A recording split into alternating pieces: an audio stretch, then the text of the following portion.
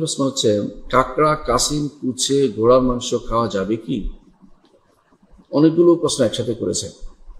প্রথমত, কাকড়া, কাসিম, কুচে এগুলো পানির প্রাণী, আর ঘোড়া ডাঙ্গার প্রাণী, দুটা ভিন্ন ভিন্ন আমরা আলোচনা করি। কাকড়ার প্রথমটা আগে বলি। কাকড়া হচ্ছে পানির প্রাণী, পানির ভিতরে নিঃশ্বাস ফেলতে পারে। ইমাম আবু হানিফা রাহমাতুল্লাহ এটাকে মাকরুহ বলেছেন, অন্যান্য ইমামরা এটাকে জায়েজ বলেছেন, কারণ রাসূলুল্লাহ সাল্লাল্লাহু আলাইহি ওয়াসাল্লাম বলেছেন, হুয়া তাহুরু মাউহু ওয়াল হিল্লু মাইতাতুহু, সমুদ্রের পানি পবিত্রকারী এবং সমুদ্রের প্রাণী যেগুলি সমুদ্রের পানি সেগুলো পবিত্র, খাওয়া হালাল, রাসূল বলেছেন। সেই হিসেবে কাকড়াকে হালাল, অন্যান্য ইমামরা সেই দলিল অনুসারে হালাল বলেছেন। ইমাম আবু হানিফা রাহমাতুল্লাহ এটাকে মাকরুহ বলেছেন, কারণ তার কাছে এটা কোনো মাছ নয়, তিনি মাছ জাতীয় হতে হবে তিনি বলেছেন যদি খাইতে হয়। তো কিন্তু আসলে কাকড়া হারাম হওয়ার কোনো দলিল নেই বা মাকরুহ হওয়ার কোনো দলিল নেই। রুচির সাথে সম্পৃক্ত, কারো রুচিতে কুলাইলে খাবে, কেউ রুচিতে কুলাইলে খাবে না, কিন্তু না হারাম বলার কোনো যৌক্তিক কোনো কারণে বা দলিলও নেই, কোনো যৌক্তিক কোনো কারণে বা দলিলও নেই। এখন যদি বলে যে হিংস্রতা সব প্রাণীতে কিছু কিছু আছে, শিং মাসে হিংস্রতা আছে, এবং বিশেষ করে ট্যাংরা মাছে আরো বেশি হিংস্রতা আছে, এবং সেগুলোতে কাঁটা আরো বেশি। কাঁকড়া কি করে, তার কাঁকড়া দিয়ে ধরতে চেষ্টা করে, শুধুমাত্র একটা দিয়ে চিপায় ধরে। প্রত্যেকটি প্রাণীকে আল্লাহ তাআলা বাঁচার মতো অবলম্বন হিসেবে একটা অস্ত্র দিয়েছে। মানুষকে শুধুমাত্র বিবেক দিয়েছে, আর অন্যান্য সকল প্রাণীকে কিছু না কিছু অস্ত্র দিয়েছে। শিং দিয়েছে গুঁতো দেওয়ার জন্য, খুর দিয়েছে আঘাত করার জন্য, এরকম প্রত্যেকটা প্রাণীকে কোনো না কোনো জিনিস দিয়েছেন। কাঁকড়াকেও তো একটা দিয়েছেন যেটা দিয়ে সে চিপে ধরতে পারে। তাই বলে সেটা এই কারণে সেটাকে হিংস্র বলা বা নাপাক বলা বা এটাকে খাওয়া যাবে না বলা সরাসরি শক্তিশালী কোনো দলিল নেই।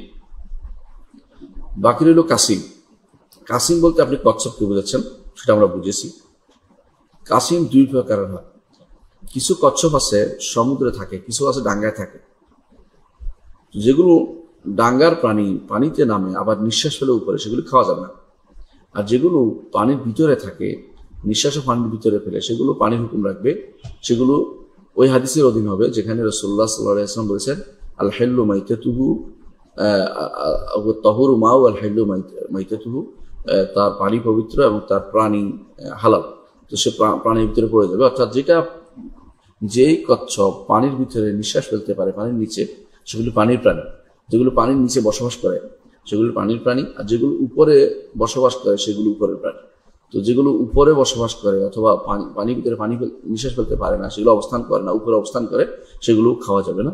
আর যেগুলো নিচে থাকে সেগুলো খাওয়া যাবে, কারণ সেগুলো তখন পানির অধীন। কিন্তু আবু হানিফা রাহমাতুল্লাহ এগুলোকে মাকরুহ বলেন, কারণ এগুলো কোনো মাছের সুরত নেই, বরং এগুলো দেখতে কোনো প্রাণীর সুরত, সেই জন্য সেগুলো অন্যান্য প্রাণীর মতোই তিনি সেগুলো খাইতে বলেন না। অন্যান্য ইমামরা সেটা খাওয়া জায়েজ বলে। কুচে হচ্ছে মাহি আরবিতে বলে, বা পানির সাপ যেটাকে বলা হয়। কুচে এটা এই জন্য জায়েজ, এটা আসলে সাপ নয়, এটা আসলে পানির ভিতরে নিঃশ্বাস ফেলতে পারে, কিন্তু আবার দেখতে অনেকটা সাপের মতো থাকে। এই জন্য অনেকে সেটা খায় না, অনেকে এটা মাকরুহ মনে করে, কিন্তু অন্যান্য ইমামরা সেটাকে জায়েজ বলেছেন এবং তাদের দলিলগুলো শক্তিশালী। কারণ এটা পানির নিচেই থাকে এবং এটা উপরে থাকে এরকম নয়, এবং নিঃশ্বাসও পানির ভিতরে ফেলে। অর্থাৎ এটা পানির প্রাণী যেগুলো সেগুলো খাওয়া জায়েজ আছে। কারো রুচিতে কুলালে খাবেন, যার রুচিতে কুলায় না তিনি খাবেন না।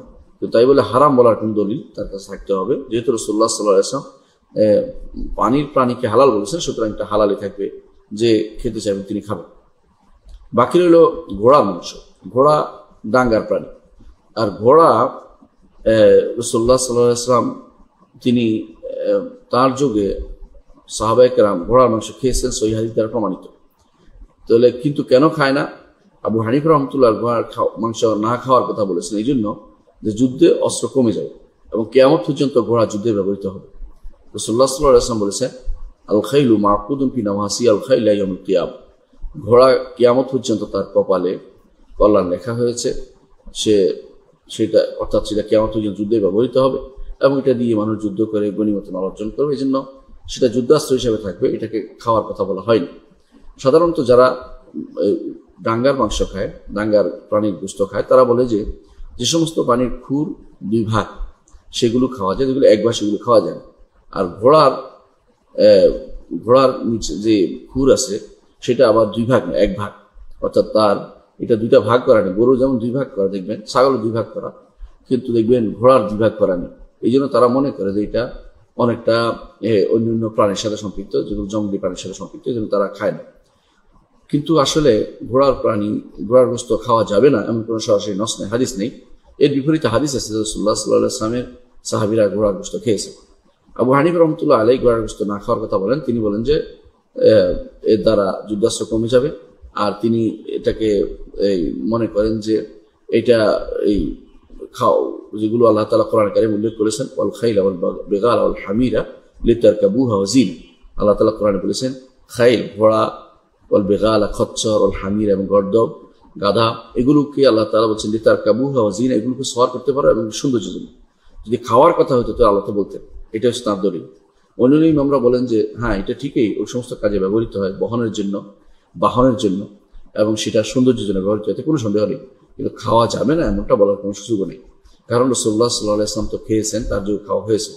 আবু হানিফা রাহমাতুল্লাহ বলেন যে তার যুগে খাওয়া হয়েছিল অভাবের কারণে, সুতরাং অভাবের অবস্থায় শুধুমাত্র খাওয়া যায়। তো আমরা মনেই করি ঘোড়ার গোশত খাওয়া জায়েজ আছে, কিন্তু সেটাও ব্যাপক আকারে যেন খাওয়া না হয়, কারণ ঘোড়ার গোশত খেতে খাইতে থাকলে এক সময় বাহন সংকটে পড়বে, এবং সাধারণত ঘোড়া খুব প্রচুর পরিমাণে হয় এরকম নয়, ঘোড়া খুব রেয়ার হয় এবং সেটা খুব কম থাকে। সেটা খেয়ে ফেললে বাহনের ক্ষেত্রে বাহন কমে যাবে এবং যুদ্ধাস্ত্র কমে যাবে।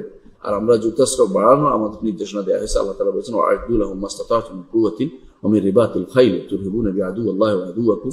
ঘোড়া যুদ্ধের জন্য ব্যবহৃত হয়। রাসূলুল্লাহ সাল্লাল্লাহু আলাইহি ওয়াসাল্লাম উল্লেখ করেছেন বিভিন্ন জায়গাতে যে ঘোড়া যুদ্ধের জন্য ব্যবহৃত হয়, এবং ঘোড়া খেতে পানি দেওয়ার জন্য ব্যবহৃত হয়, এবং ঘোড়া সৌন্দর্যের জন্য ব্যবহৃত হয়, অস্ত্রের জন্য ব্যবহৃত, সফরের জন্য ব্যবহৃত হয়। এটা রাসূলুল্লাহ সাল্লাল্লাহু আলাইহি ওয়াসাল্লাম উল্লেখ করেছেন, কিন্তু সেখানেও খাওয়ার কথা বলেন নাই।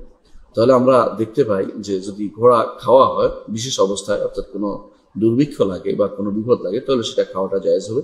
অন্য সময় খাওয়া না জায়েজ না, তবে না খাওয়াটা উত্তম। এই জন্য, কারণ এটা আসলে খাওয়ার জন্য নয়, এটার উপরে বহন করার জন্য, এবং এটা বাহন হিসেবে ব্যবহার করার জন্য শরীয়তে কোরআনে কারিমে এটাকে স্পষ্ট উল্লেখ করা হয়েছে। এবং রাসূলুল্লাহ সাল্লাল্লাহু আলাইহি ওয়াসাল্লাম সাধারণভাবে জীবনে কখনো ঘোড়া খাওয়ার নমুনা দেখা যায় না। সম্ভবত তিনি যখন খেয়েছিলেন তখন সেটা অভাবের তাড়নায় খেয়েছিলেন, সাহাবায়ে কেরামের সময় অভাব ছিল, সেই সময় তারা খেয়েছিলেন, এবং হাদিসগুলো সেটার উপরেই হামল করাটা বেশি যুক্তিযুক্ত যে ওই সময়ের উপরে সেটা নির্ধারিত হবে। এটা হচ্ছে এই মাসালা। আশা করি বিষয়টি বুঝে আসছে।